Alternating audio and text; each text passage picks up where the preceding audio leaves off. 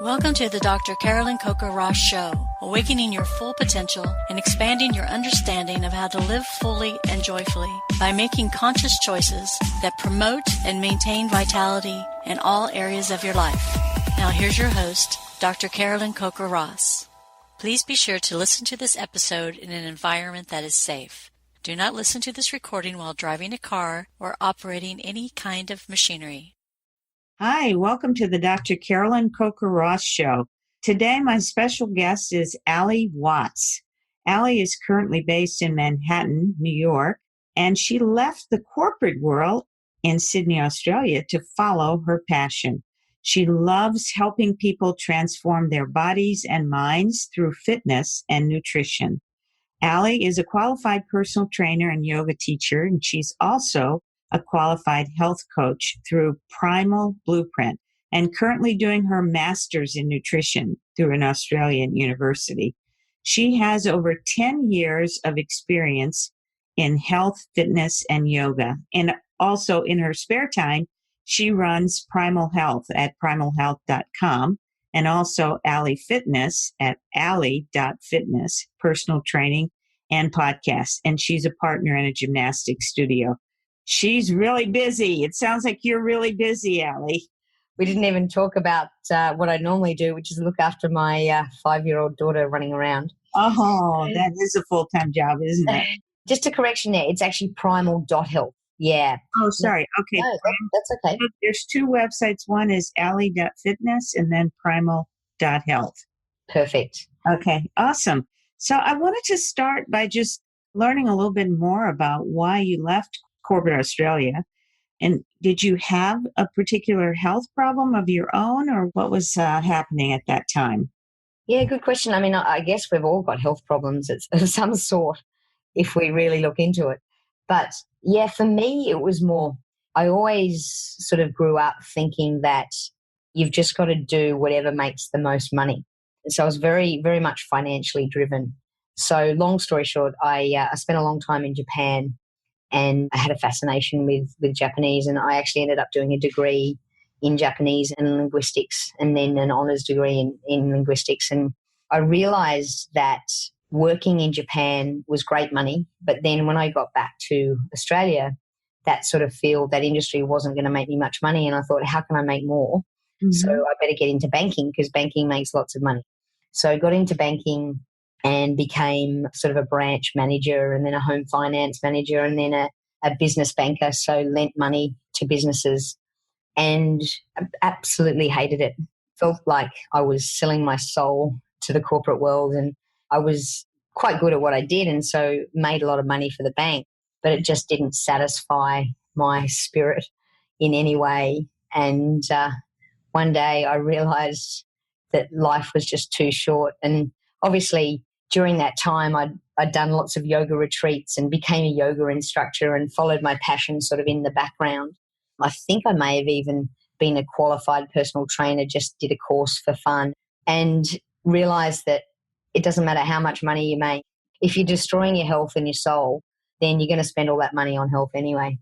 It's amazing because I think so many of us go down that road of thinking that if we just make a lot of money, it somehow in the end we'll be happy. And it really doesn't work that way. If you're making money doing what you love, that's where happiness comes. But it took me a long time to figure that out as well. And had followed some of the same pathways you have. But how did your health journey affect where you are today and your passion for helping other people, especially other women? Well, I mean, that's a long story, but I guess firstly, it was all about getting fit, and I loved exercise. I was always one of these people, grew up with 2 brothers, and so loved soccer from an early age, ended up getting in the Australian team. And so I've always been very sporty. And then the journey sort of took me through this. If you can run that far, you must be able to run this far. And if you can do that, then you can do this. And there was just no end. And I loved it and I overdid it. And I overdid it so much that I just wasn't able to eat enough to train that hard. And so I ended up actually getting chronic fatigue in a very bad way. And then from there, obviously all sorts of things happened. And one of them was an addiction to exercise. I just couldn't stop exercising. And it's only fairly sort of recent over the last couple of years that I've really sort of confronted that. And I still am addicted to exercise to a certain extent, but just in a very different way. And during this journey, I guess I had a lot of things telling me, actually, you know what, exercise isn't the be-all, end-all, one of which was a double hip operation structural issue that put me in a wheelchair for 8 months and 6 months on crutches and sort of gave me no opportunity to exercise, and was probably one of the best things that could ever happen to me for 2 reasons. Firstly, it made me get into meditation, which was the best thing that ever happened to me.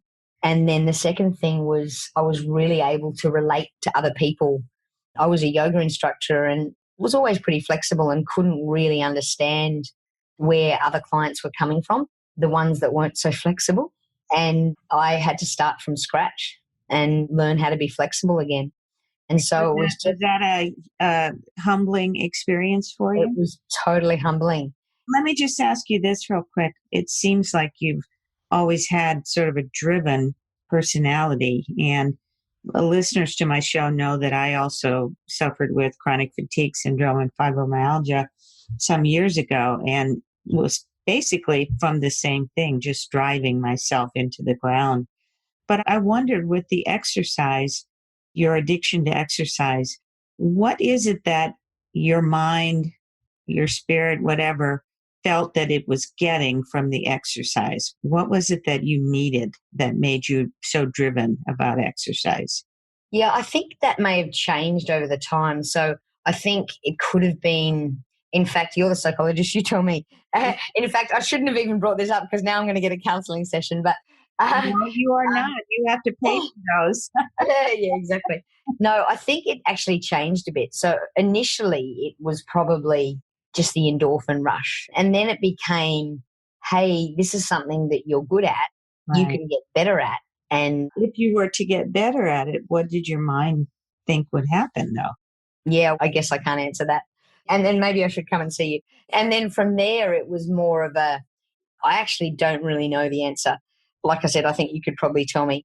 But I do know that it was becoming detrimental to me, and I had to change in order to live a better life. And that's where I guess I could also see that in other people. And I was training a lot of athletes at the time, and I could see quite a common theme with it. And from there, I realized that it's not just about being fit. In actual fact, it's about bringing health into fitness. And that's where That's a huge difference. And totally. I've worked with athletes who have eating disorders, including also having exercise addiction. And I know during my driven period of my life that what I got out of being so driven was just things like recognition and a feeling of, like, if I make more money, I'm going to be more secure. You and I were just talking before the program about the connection between money and health and fitness. And I think many of us drive ourselves into the ground thinking that if we have just a little bit more money or just enough to put into our retirement plan, then that will kind of solve all of our problems. So that's why I was interested. I can't tell you your reason for why you were addicted. I can just share with you what my experience was, and everybody has a different take on that. Yeah, it's interesting. I mean, I actually think there was multiple reasons. One could have even been ability to be able to control. Being sort of a type A person, it's like having an eating disorder. And in fact, I think I had essentially like anorexia aerobica sort of disorder, where it's something that's in your control. So I could control how much exercise I did, and I can control food, and I can control my body weight. And so I think there was multiple factors, and I talk actually extensively in one of my podcasts about that. So in answer to your question, I got into fitness for myself, and then it slowly transitioned. I saw what was happening. All these people were fit, but they weren't healthy. Mm. And so I started a podcast which is all about bringing health into fitness. Let's stop and just make that distinction for our listeners. What does it mean when you say people were fit, but they weren't healthy? Well, so many people assume that if you're fit, then you're healthy. So what I would class as someone being fit is or what people would class. If someone told you they did an Ironman race or a long triathlon or did CrossFit or something, you'd consider them fit, right? Correct. Yeah. And you'd probably, maybe not you, but a lot of people would assume that they're healthy because they sort of think fit and healthy go hand in hand. Mm-hmm. So, I mean, Mike, the immediate question I have is like, how could you do a triathlon if you weren't healthy? How could your body physically do it? Well, quite easily, but I think the question would be, how could they do it in 30 years' time if they weren't healthy? And they wouldn't be able to. So youth plays a role here. And just like anything, there are many people with anorexia nervosa who live to be in their 50s and 60s, and they are still able to function and have careers and even have children. But as time goes on, their bodies deteriorate. So how are you helping your clients bring health into fitness? Yeah, so as you can see, it was a journey for me, and it still is a journey for me in prioritizing health over fitness. So I do that by interviewing people like yourself who can give tips on how to be healthy and fit. And so I interview professional athletes to find out how they do it or how they don't do it in many cases. And then also interviewing lots of different doctors and specialists in their field. And I felt, though, on this journey that wasn't quite enough. And the reason I felt that was because I came across all these women sort of between the ages of about 30 and 60. And I know you can probably relate to this. I feel like they're very neglected. The group of that sort of demographic, to me, I feel have a lot of, I'm not sure exactly what it is, but they just don't get a lot of attention. And whether it be like a lot of them are mums and put other people first, but I feel like they're not being heard. And I feel like they're a group of people that are amazing, because I'm one of them and you're one of them, but need help in the areas of health and nutrition and lifestyle. And I'm not talking about a diet, because that's where we've all come from. And if you really face reality, we know it doesn't work. But I'm talking on a broader scale. I felt that I had to build a company that could help women just like us, like body, mind, spirit, inner child, relationships, and finances. So not just about one sort of small domain of dieting or food. Well, I just have a question for you. Do you think it's with women being neglected during that time in our lives? Is that a cultural thing, or do you see that as much in Australia as you do in the US? Yeah, I do, but I don't think Australia and US are that different that we could bother comparing. I think if we're going to compare, we'd maybe compare like an Asian country like Japan versus the US or something like that. I spent 6 years in Japan, living in Japan, and I've spent 4 years in Hong Kong. How do women fare there? Yeah, funnily enough, I actually think, okay, maybe the situation could potentially be slightly different, but I feel that they're still a neglected group. I mean, when I say neglected, I just don't think we're understood, nor do we understand ourselves because of the way we change as we get older. Yeah, I think that's a very profound statement and very true that most women are working now, or at least over half of women are working. The other probably have children and their lives are busy and hectic, and they don't take the time to realize that their bodies are changing, their lives are changing, what they want and need is changing until sometimes they have a crisis. Yeah, and I think the biggest frustration that I see, and I've definitely gone through this as well, is it's worked for me in the past, but it's not working now. And I don't have the same body that I used to have, and it's frustrating me. Yes, welcome to the frustration club. That's not me talking necessarily, because, I mean, my body is... Other women, I hear the same story over and over that you're hearing. And yeah. I think it's very true. And we'd all like to feel like we're 20 for the rest of our lives, but that's not going to be the case. Our bodies are changing. An interesting one thing I would say, the difference between, say, the Western culture versus potentially Asian, I don't like to stereotype so much. Mm-hmm. But one thing I do notice with especially the Western culture is aging is regarded as being something bad. Yes. And whereas I find that some of the other cultures actually almost it's a wisdom that comes with it and respect. So like in Japan, for example, if someone's older than you, then you naturally respect them. Whereas I feel like in the Western culture, it's almost the opposite. It's like, oh, you're old and whatever. What do you have to offer? And we're starting to see that in the workplace too, where older workers who may have extensive experience in say they're a psychologist or my field, addiction medicine or addiction therapist, are being replaced by really young people straight out of school. Now, part of that is economic, obviously, because the younger people make less money, but I also think that part of it is ageism. Mm. Yeah. Yeah, absolutely. And I think so in the Western culture, we don't really ever really get told to appreciate aging and to enjoy it. And it's a part of life.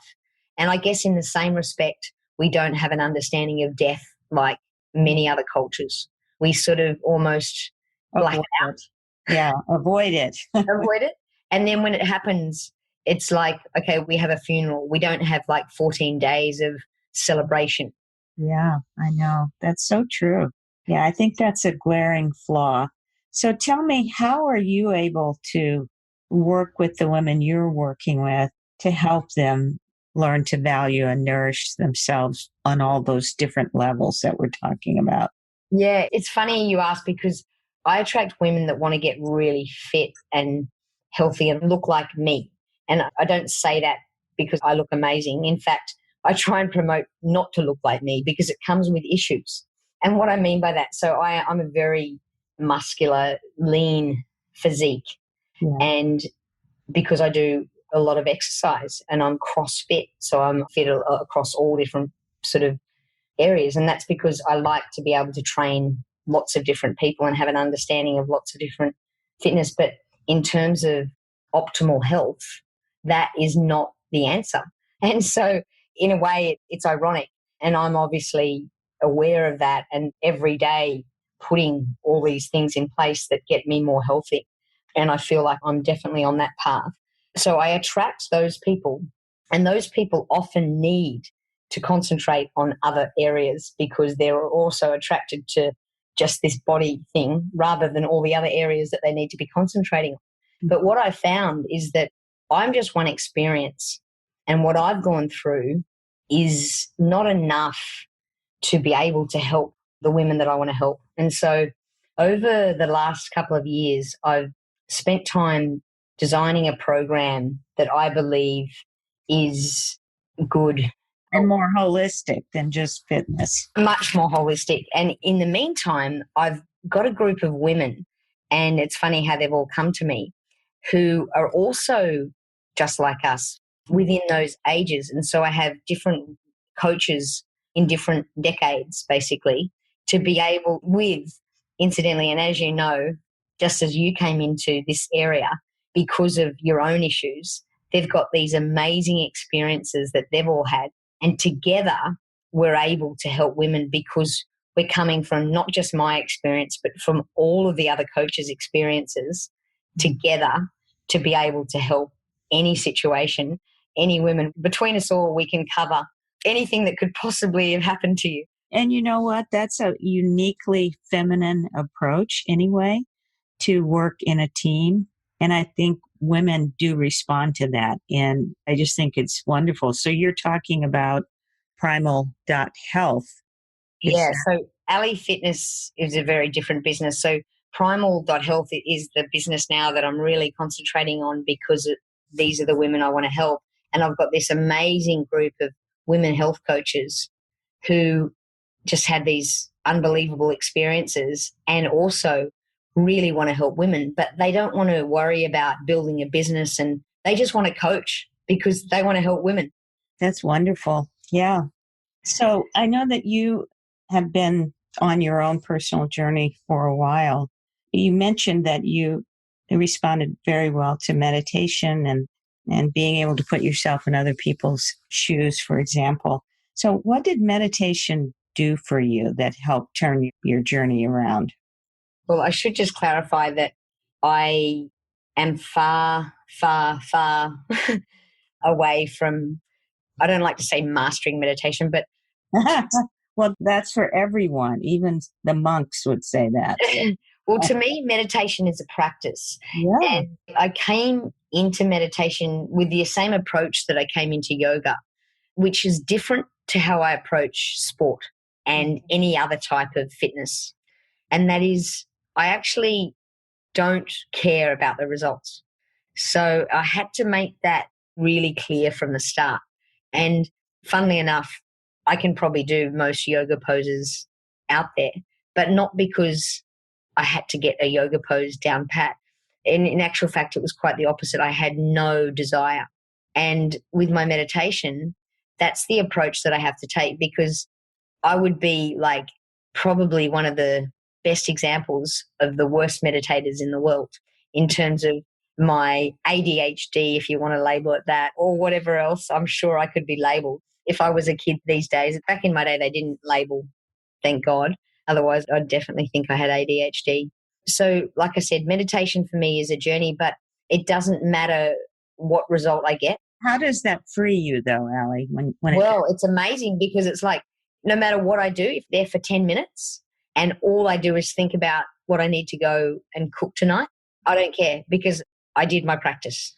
And that's the only sort of measurement that I have, is that I just have to practice it. And I think that's really a key, particularly to meditation, is to not judge yourself or think you're not doing it right. And so many people stop meditating because they feel like, oh, I know I'm not doing it right. I'm not doing it long enough. I'm not doing it frequently enough. And there's so much judgment involved that I think there's just an enormous amount of freedom to do something just because it's your practice. And that became apparent to me when, I thought one day, I don't think that was very productive. I just sat there and all I thought about was this and this and this. But then I thought about it and I thought, actually, I feel really calm. And I'm like, actually, it works. It doesn't matter. You just have to practice it and it works. Yeah. And it amazes me because so many people say, oh, yeah, I tried meditation, didn't work. Mm-hmm. And I'm like, you tried? Probably once. Yeah. And it's like, well, when you first started trying, let's say, for example, whatever they do, let's be CrossFit, how did you go first week? Did you I'm sure you didn't go too well. So it's like anything, practice, practice, practice. That's right. Yeah. Well, I know you generously are offering a free giveaway to my listeners. Can you tell us about that? Yeah, absolutely. So Primal Health, as I mentioned, so we run a 28-day program, and obviously we do personal one-on-one stuff after that. But the program is all about not just diet, not just nutrition, not just fitness, but it's a combination of, we look at like the body, which obviously is movement as well as exercise, as well as the environment and everything else. And then we look at the mind. What are you letting into your mind? And what are you telling yourself? And then the spirit. And then the inner child, like bringing that inner child out. And we look at relationships, because obviously that affects your health. And then finally, finances, because even though at the start I did sort of downplay finances, finances do give you freedom. And so finances are important. So we look at all of those things. And I wanted to give you something out of our program that would help your audience. And I guess our biggest motto really is just to slow down and to nourish yourself. And so I've built a fitness program which I believe is absolutely the best for our demographic. And I guess that demographic being women who don't necessarily love exercise, and maybe they do, but want to do the minimal effective dose. So they don't have a lot of time, but they want benefits. So most women, I guess I'm talking about, need strong bones, so bone density being very important. And obviously there's a lot of science behind this, but we really promote 2 days of like resistance training. And that can just be simple, like body exercises, body weight exercises. But we also give an option to add weights if you like. And in my video demonstrations, I just use tomato sauces and stuff from the fridge as weight. Oh. Because the reality is that a lot of women don't have time to go to the gym and don't need to go to the gym, because all the videos that I do are actually all in my home on the ground with very minimal and nothing if you don't want to bring it. So we promote 2 resistance trainings and then 1 HIIT style, so high intensity for cardio. And that can be done in several different ways. The best type of exercise is the one you're going to do. Everyone always asks me, what's the best exercise? It's the one you're going to do. So with the high intensity, I give lots of options. So I've written a program if you want to get on a stationary bike, if you want to run, or if you just want to do some more body weight exercises in a fast way. None of the videos, in fact, all the videos are 20 minutes. So none of them go beyond 20 minutes. So your free gift is a gift of a couple of videos, or? Yeah, so I'm going to send a video and you just need to let me know what video you'd like. So your clients just need to let me know. So we've got 2 resistance trainings. It's every day we've got something for the whole 28 days. So we've got 2 resistance trainings a week. We've got 1 high intensity. We've got a yoga, stretching and mobility, and then 1 that we call primal movements. How will they communicate that with you? Yeah, so they can send me an email. And if they're not sure, just say, send me a video. And all they need to do in the email is put Dr. Ross and then please send me a video. And if they would like to say which one, they can say which one. So, for example, they might say yoga, they might say stretching, they might say high intensity, or they might say resistance training or primal movements. So are they able to access your email through the primal.health website, or? They can. Otherwise, they can just send me an email directly at ali@primal.health. So it's just A for Apple, L for library, I for igloo, ali@primal.health. Okay.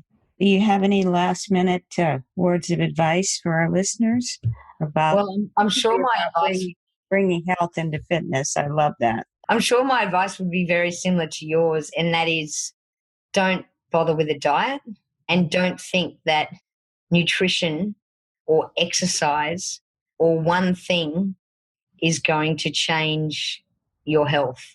It's a combination of several different things and they all need your attention. So we can end that by saying there is no magic pill. Yes, unfortunately. Unfortunately. Although I must say, I sort of wish there was. And funny, I actually just got back from a cruise. It's the first cruise I've ever been on, potentially my last, but very interesting. It was interesting. I went to Florida and the Bahamas. And on the cruise, I actually had to start counting. 19 different people came up to me, all different ages and sexes, came up to me and asked me the same question. And it was almost like I had a T-shirt on that said this, but a lot of them grabbed onto their stomach as they asked this question. They said, how do I lose weight around here? Mm. Or a question along those lines. Some of them said, what exercises are best for my abs? And I mean, a lot of these questions actually came at me when I was at the bar or something else. So it was sort of a bit strange. But that's when I wish I had that purple pill that I could just pull out and just say, take some of these. I could have sold them for a fortune. If I was smart, I would say don't bother about doing my 28-day program, which is cheap and way undervalued. I'd be better off just saying, just buy these pills for $1,000 and I guarantee you they will change your life. And I'd make a lot more money, and I'm sure you could do the same. I was going to echo the exact same thing. I've had many times when people have asked me to prescribe diet pills or to advise them on a diet. And if I had been willing to go down that path, I would be able to retire right now. And so, if there was one, but I wouldn't be able to sleep at night. And so that was more important to me. And let's face it, if there was one diet that actually suited everyone, there'd be one diet book. That's right. But it doesn't. So anyway, it's been really great having you on my podcast, Ali, and want you to remind everyone of the 2 websites that they may want to visit. Yeah, awesome. So primal.health is primal.health. And I understand that you probably haven't understood a word I've said because my Australian accent's quite strong. And the other one is ali.fitness, ali.fitness. Yeah, and look, ditto back to you. Thank you so much for your time coming on my podcast. And what you're doing is amazing, because I feel like a lot of the people that we're helping, if they've got deeper psychological issues, we're not trained in that, obviously. And we actually recommend that they come and see you, because sometimes if you do have these issues, you really need professional help.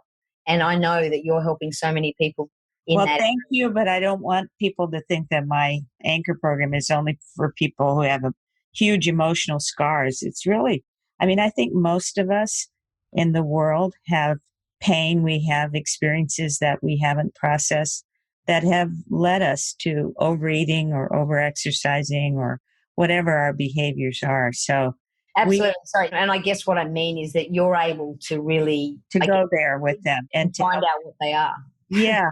So I usually say to people, if you've tried all the things that you thought would work and then they don't work, then come see me. And I would say the same about you, because I think you're doing great work.